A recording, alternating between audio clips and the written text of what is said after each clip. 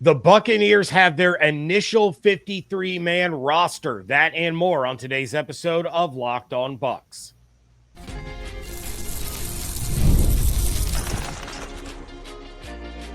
You are Locked On Buccaneers, your daily Tampa Bay Buccaneers podcast. Part of the Locked On Podcast Network, your team every day. What's up, and welcome into this episode of Locked On Bucs, your daily podcast covering the Tampa Bay Buccaneers, part of the Locked On Podcast Network, your team every day. I want to thank you for making Locked On Bucs your first listener view every day. Don't forget you can subscribe or follow for free on YouTube or wherever you get your podcasts. And of course, you can follow along on Twitter. I am James Yarcho at JYarcho_Bucs. He is Evan Klosky at eKlosky WTSP. We are your credentialed members of the media covering the Tampa Bay Buccaneers. Evan is, of course, on 10 Tampa Bay, 10tampabay.com, and the 10 Tampa Bay Plus app. And I am here with you 5 days a week along with the everydayers. And for that, I'd like to share my appreciation for your continued support of the show. One of the ways you can support the show is become a Locked On Bucs insider. You're going to get news, rumors, updates, general thoughts, one-on-one conversations with me via text message. Go to joinsubtext.com/LockedOnBucs or click the link in the show notes to become an insider today. This episode is brought to you by FanDuel.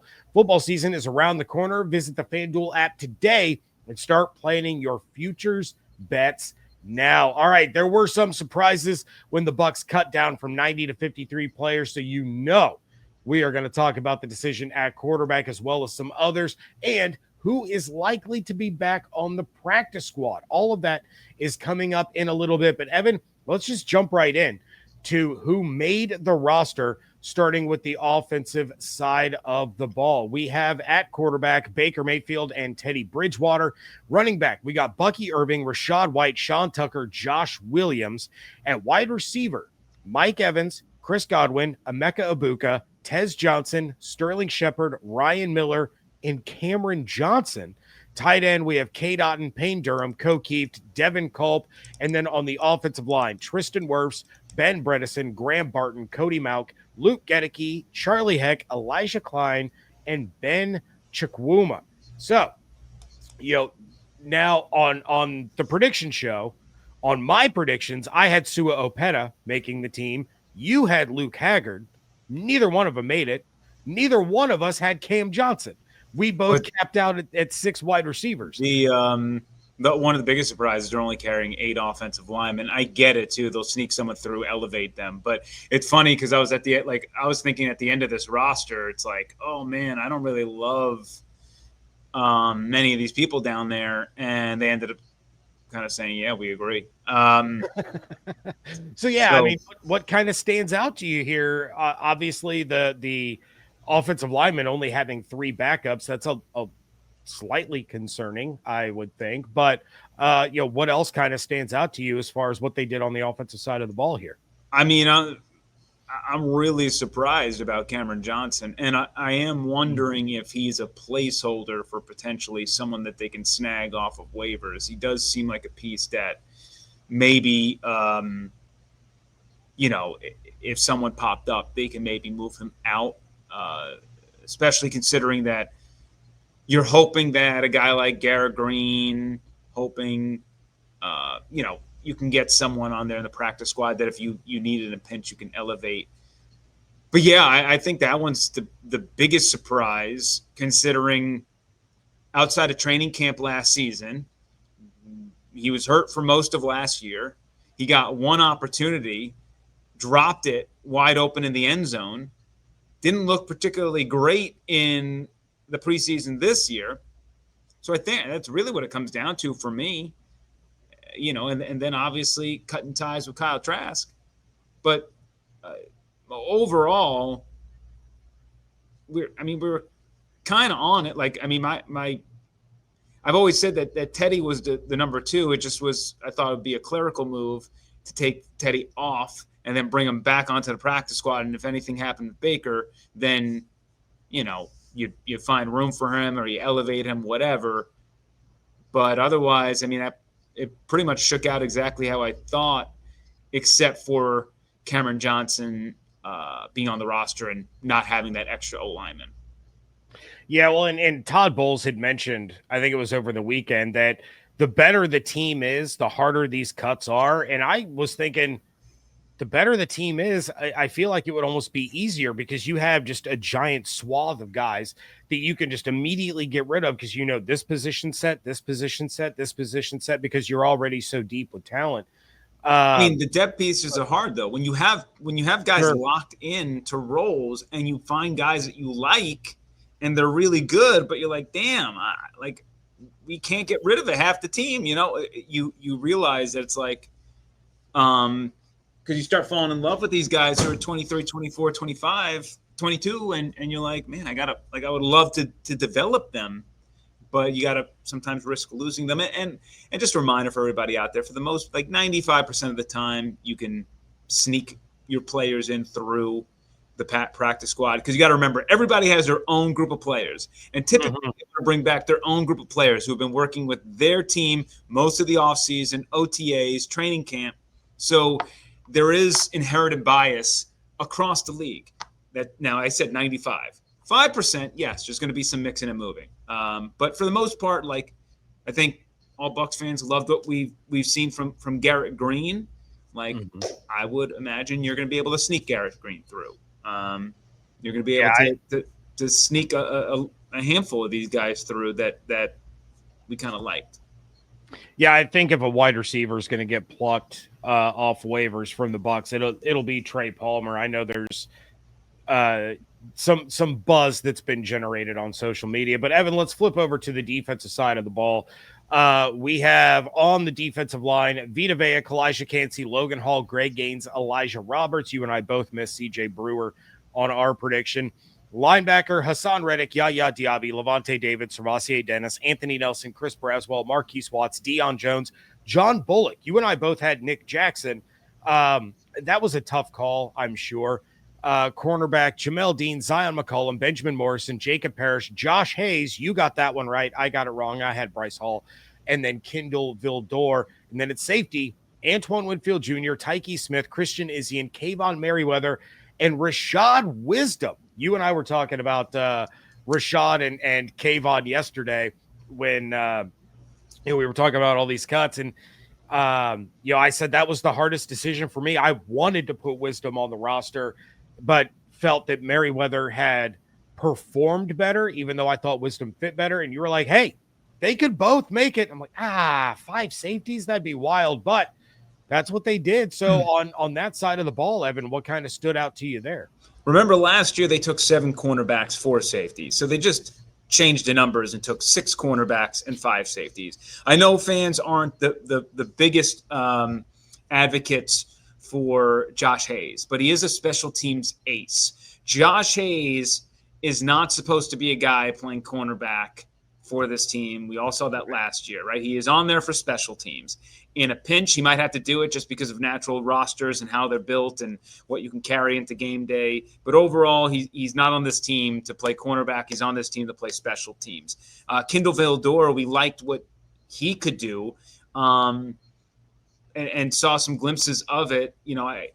I would argue that you can hope for a guy like Bryce Hall to maybe sneak through into the practice squad because he's more of a natural corner, and I think somebody who can really step in if there is another injury. Benjamin Morrison is somebody who we should see practice hopefully next week, but he's a guy coming off a hamstring issue. Jacob Parrish is going to go through his first full season with the Bucs. Dean McCollum, like I love that 4 right there. 3 of them are going to be on the field at all times, and one is missed half a camp with a hamstring injury. So you worry about the depth there, but ultimately not too surprised with everything, especially considering that Izzian is nursing that oblique injury. So you kind of need Rashad there who can, do everything. Look, this is a guy who, I covered all the way back in San Antonio, high school, college. He's a bowling ball of a safety, but he knows the defense so well. He can play nickel. He can play corner. He can do a lot of things out there and on top of his safety duties. So that's important for Todd Bowles, especially considering what he wants to do. John Bullock, I wish I could go back in time and switch that one based off what Todd Bowles had to say Monday about the special teams impact that he had and the tackles that he made. Nick Jackson, I imagine is going to sneak through. They'll put him on the practice squad. We've all loved what he was able to do. John Bullock is, did really special things on special teams. So that makes perfect sense to me. Definitely right back into I'm scared if Servasse or Levante go down. That looks like a bit of an issue for me. And, yeah, I mean, the defense still isn't as deep as I would like it. I love the defensive line. That is a strong 5. And Brewer, again, hopefully sneaks through. He's a guy, Brewer and even Gotsis, Green, like those are guys who I think, are decent D-line practice squad pieces. But outside of that, I mean, Reddick, Yaya, I love Nelson Steady Eddie, but his ceiling is capped. So you got Braswell and Watts. You got, after Levante and Servasse, you got Jones and Bullock. After your top 4 cornerbacks, you got Vildor, Hayes. And then at safety, Antoine Tyke, Izzy, and Merriweather Rashad. I like that group. It's pretty deep. But, yeah, I mean, after your top 3, you're also kind of like, eh. So I think the defense, if they're going to have injury issues again at certain positions where, that group might be in trouble again. But as far as the starting unit goes, and at least having one or 2 guys behind some of these starters at these positions, they're a little bit better than what they were last year. It's just, Anthony Walker Jr. was supposed to be linebacker depth, and now I don't know what he is. He's not on the team, so whatever. But yeah, that's just overall. I think when you lay it out, it could get ugly with injuries, defensively speaking. Well, hopefully they've gotten all the injuries out of their system already, and they're not going to have to deal with it during the season. But Kyle Trask is out. Teddy Bridgewater is in. That is coming up next on today's episode of Locked On Bucs, part of the Locked On Podcast Network, your team every day. August 26th is officially FanDuel Futures Day, a brand new holiday for football fans who live for bold predictions and preseason hunches. For 24 hours, FanDuel is giving you deals on NFL season predictions. So whether you're calling your MVP, eyeing a long shot division winner, or ready to crown your Super Bowl champ before week 1 even kicks off, this is your moment. You could roll with Josh Allen to get back-to-back MVPs sitting at plus 600, or you could be like me and take the Buccaneers to win the Super Bowl at plus 2,500. Visit the FanDuel app today and start planning your futures bets now, because Futures Day is one day and one day only. FanDuel, play your game. Thank you again for making Locked On Bucs your first listen review every day. We have a very important request. Locked On wants to hear from you. We've put together a survey to learn more about our listeners and make your favorite podcasts even better. This is your chance to tell us what you like, what you don't like, and answer questions about our advertising. Go to lockedonpodcast.com/survey to get started. Everyone who completes a survey will be entered in for a chance to win one of 10 $100 Amazon gift cards. Again, that's lockedonpodcasts.com/survey. If you're watching on YouTube, you can scan the QR code that I have up on the screen, and you can find the link in the show notes. All right, Evan, the big news was, of course, Travis Kelce and Taylor Swift have gotten to get it was the Bucs moving on from Kyle Trask. It was big news. Please, for the love of all things holy, don't tell me that means that she's playing the halftime show. But anyway, the Bucs moving on from Kyle Trask in favor of Teddy Bridgewater as the backup this season. Now, I said when the signing happened that the Bucs got 2 solid days of watching Trask run with the ones, and if they liked what they saw, I don't think they signed Teddy Bridgewater. Then I thought Trask performed better than he had in previous years, and I started to think, okay, Trask is taking this pretty seriously. He is fighting for his job, and he's doing a pretty darn good job of it. But Todd Bowles told the media, quote, Obviously, he, meaning Teddy Bridgewater, brings experience, but he brings a wealth of knowledge. He can command the offense right now. Him being older has a lot to do with it, but him being accurate and understanding what we're trying to do has a lot to do with it as well. We had Kyle for 4 years, and it was a good 4-year run. We just feel like we've got a better chance with Teddy, end quote. Evan, what was your reaction to the news that the Bucs were going to move on from Kyle Trask? And was this the right decision in your mind for the upcoming season?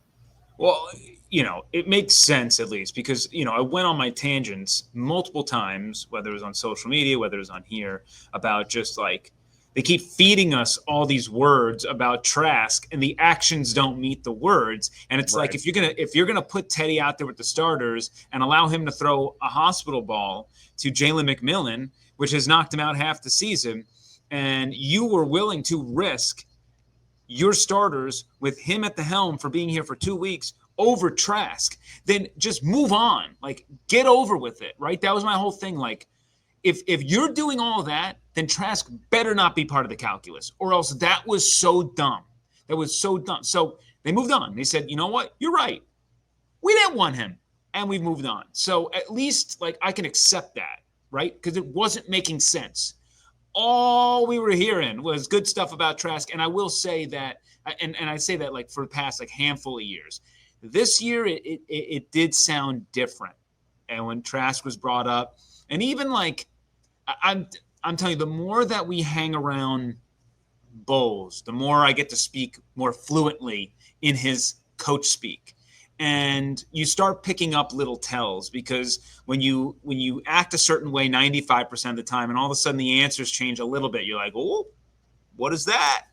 And a perfect example of that is McMillan. When we brought up the injury concern, if it wasn't an issue, he would have said something, but he said severe, neck strain. It's severe. It's going to be some time. And typically when he's forthcoming with that information, it's like, uh-oh, that's bad, right? He doesn't do that normally. And when he was kind of pumping the tires up of Connor Bazelak, it was like, why is he like being so effusive with his praise towards Bazelak, who he knows not making the team? And it's because he's already setting the stage for him to be on the practice squad and be that guy. And it now all adds up, right? So you kind of get these tells of like, now smells appropriate. But yeah, look, in the end, Teddy, Kyle, Bazelak, James Yarcho, Evan Klosky, it doesn't matter. If you put anybody other than Baker Mayfield under center, it's just not going to be a Super Bowl caliber team. So the key is really it's got to be Baker staying healthy and go from there. But, Teddy, no pun intended, could probably hold water for a stretch for this team.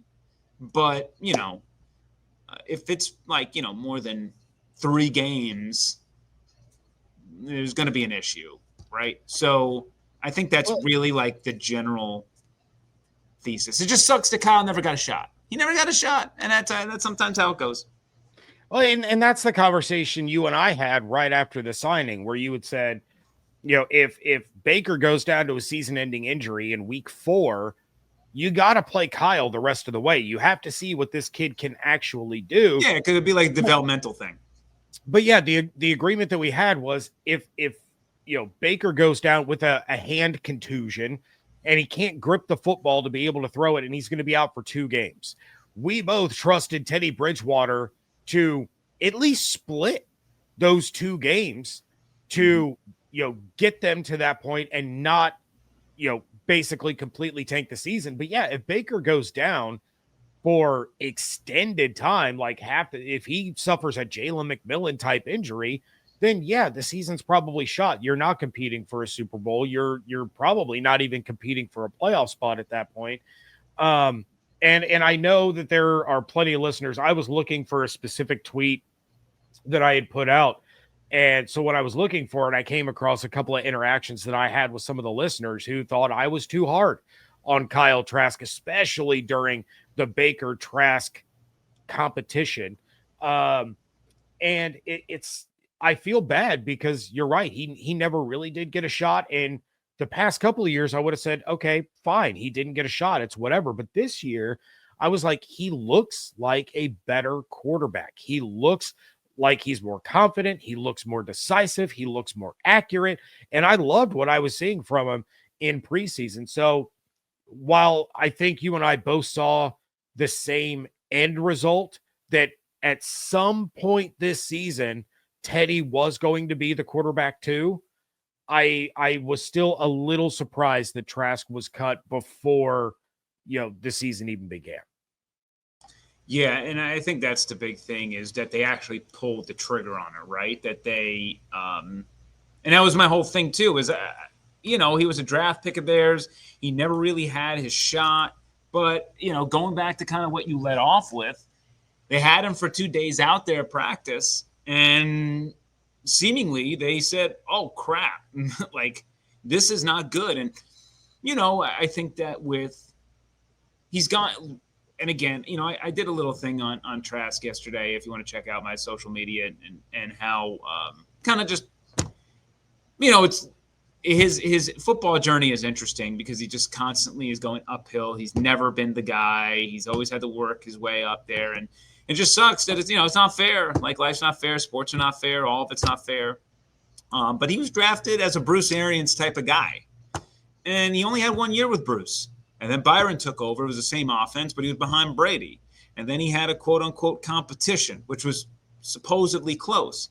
Now, Dave Canales, but Dave Canales, at least with his system, Kyle probably did all right with that system, because it was a little bit, and I always said this during the time, I don't mean it like dumbed down, like it's dumb. It's just simpler. It's more simplistic, and that's kind of what Kyle needed, and he could just play. And then now that we've gotten into like Liam and Grizzard, and sort of like owning the line of scrimmage, and the players having full ownership of the playbook, and having 2 or 3 plays at one time, and going back to Clyde Christensen and everything that he used to say about he was a slow learner, and it kind of evolved into an offense that did not suit Kyle and what he was brought in to do. So it was clunky.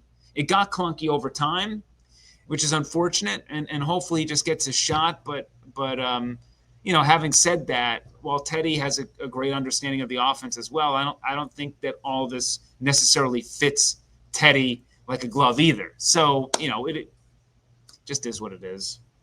Pretty much. And poor Kyle, I think we all kind of drew the line of Las Vegas needs a backup quarterback. He, Spytech knows him. Brady knows him. This would be an obvious fit. And then they trade for Kenny Pickett. And they get Pickett. Yep, exactly. I would rather have Kyle Trask than Kenny Pickett. That's all I'm trying to say. But who were the biggest surprises, and who to look for to come back on the practice squad? That is coming up next on today's episode of Locked On Bucs. This episode is presented by Yahoo Fantasy. The NFL season is right around the corner, and you can feel the buzz. Fantasy football season is here. Everyone's researching, drafting, and building their championship squads. If you haven't joined a league yet, now's the time, and it's all happening on Yahoo Fantasy. This year, I'm playing fantasy football on Yahoo Fantasy, and you should too, whether you're a first-timer or a veteran creating your millionth league. Yahoo Fantasy is loaded with fun ways to compete and brand new features that make the game even better. With season kickoff on September 4th, now is the time to start playing Yahoo Fantasy Football, which offers so many fun ways to compete. Want more ways to play? Try the brand new Yahoo Fantasy Guillotine League mode, where the lowest scoring team gets eliminated weekly until one team is left standing. Want to play instantly with friends? Try the new Draft with Friends mode. Prefer the classics? Get your crew together and go head-to-head in private leagues. No crew, no problem. Join a public league, the easiest way to play. The NFL season kicks off September 4th, so don't wait. Start your league now. Draft now at yahoofantasy.com/lockedonnfl. That's yahoofantasy.com/lockedonnfl.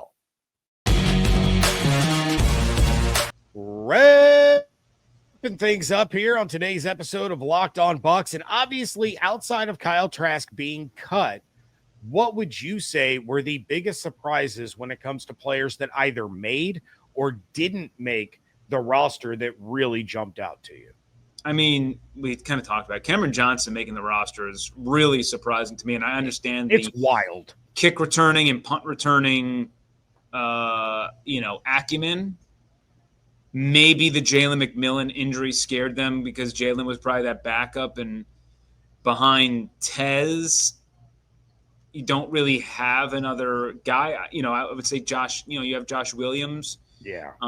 Sean Tucker kind of did some kick returning last year. It wasn't all that great. So I get it, but I think you're probably overthinking it. Like, I'd rather just deal with Sean Tucker as the kick returner and get him on the field more with Josh Williams if I had to than theoretically carry Cameron Johnson. I don't think Cameron Johnson's going to be scooped up by anybody. So I just think he's somebody you can sneak through. And if that was a concern, I'd rather you just take Garrett Green if it's just a role of being a special teamer, right? But c'est la vie. I think that was I thought that was really surprising. I thought the fact they only carry 8 offensive linemen is really surprising, considering Tristan Wirfs is not playing for at least 2 games of the season. So they are really thin there, and they're going to have to do some elevations, which is totally fine. Other than that, I mean, I wasn't like blown away by too much. It all kind of made sense to me from there. So those are the 2 big things, is taking Cameron Johnson for, in lieu of another offensive lineman. Well, and I think you're kind of onto something that, if this was March Madness, Cam is probably the last one in. And, when you're talking, first one's out and the last one's in and all that. But, we got to get through this waiver period. The waivers run at 4:00 on Wednesday. There's going to be movement. There's going to be players claimed. And like you said, it's maybe 5% of these practice squads are going to be players that are plucked from these other teams. So if there's somebody out there that the Bucs really like that got released, we're probably going to see, if they get them on waivers, we're going to see Cam be the one that gets eliminated. But speaking of all of these guys that are going to be claimed or not be claimed, who are some of the names that you're really focusing in on for the Bucs to bring back on the practice squad, that have a realistic chance of returning? Obviously, Connor Bazelak is going to get through, and he's going to return as the third quarterback. And then you've mentioned a couple of other guys, and who knows, maybe Rakim Jarrett gets another shot. I don't know. I think I would rather just have Garrett Green and focus on some other positions. But who are some guys that you're looking for? They probably need another wide receiver. So if Rock can come back and sort of, going back to what he was with the Bucs, like he always was pretty good at blocking. At least I thought that he had potential there. And, I don't know what this training camp was. He looked awful. But you can get Green and Rock back. I think that's pretty solid. Jacob Harris also intrigues me, only because he's a taller kind of – they don't really have that, like, one-for-one mic replacement. And so if any, hopefully it never comes down to it, and it's, you're playing Jacob Harris out there, Pride of Palm Harbor, by the way. But if you're playing, it's not going to be a great one-for-one switch. But it just, you kind of have like a lot of these short, shiftier type of guys that maybe they have interest in Jacob Harris, who just presents a different look in practice, especially. And the, offensive linemen, right? Michael Jordan.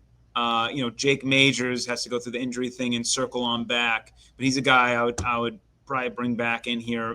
Ben Scott, CJ Brewer, Gotsis or Green, one of those two. Is Anthony Walker Jr. going to be able to slip through? Can they bring him and Nick Jackson back? Yeah, that was one that I definitely thought about.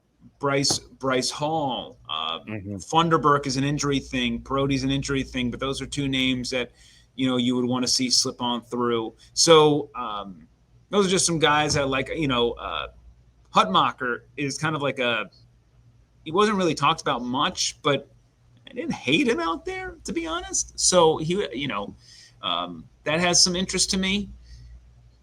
But yeah, I mean, you add, Owen Wright is another guy. So out of Yeah. all those names that I've mentioned, that's like 12, and you still got a handful of more that you can get. So, they got some options here. I don't think that it's like, I definitely think they have enough names where like the guys I really like, they'll be able to get them all if they slip through, and then still have more room after that. So, they'll start scouring and bringing in people and so on and so forth. There were some interesting cuts on the offensive line throughout the league. There were, Pupal Jr. was cut, which, look, if you're going to bring him in, you got to put him on the roster, which is always a tough part with the waivers that I always say. It's like, you bring in, he was cut from the Rams probably for a reason, but you got to bring him in. He's got to learn the defense, and you got to throw him out there on the 53-man.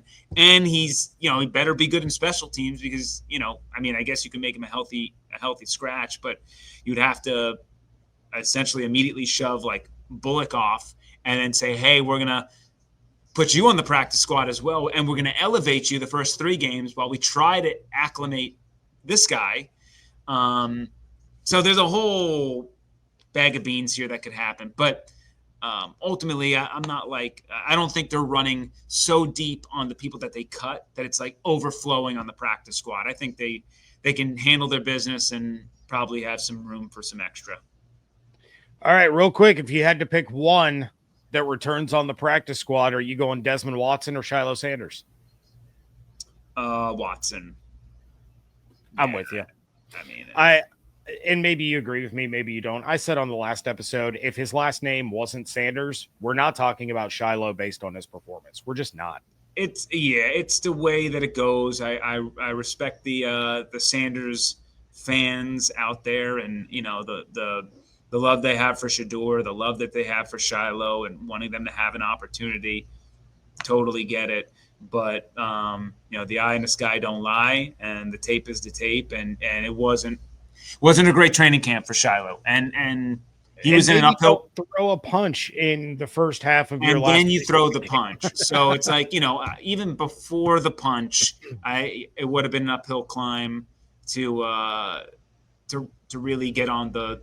Certainly, he wasn't getting on the roster regardless, and then.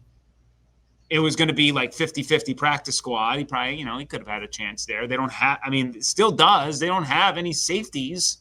Will Brooks maybe could be it, but they don't have anybody behind Rashad right now for the practice squad. So, they might look into that. So who knows? But it wasn't pretty. And stuff like that is going to tick off bowls.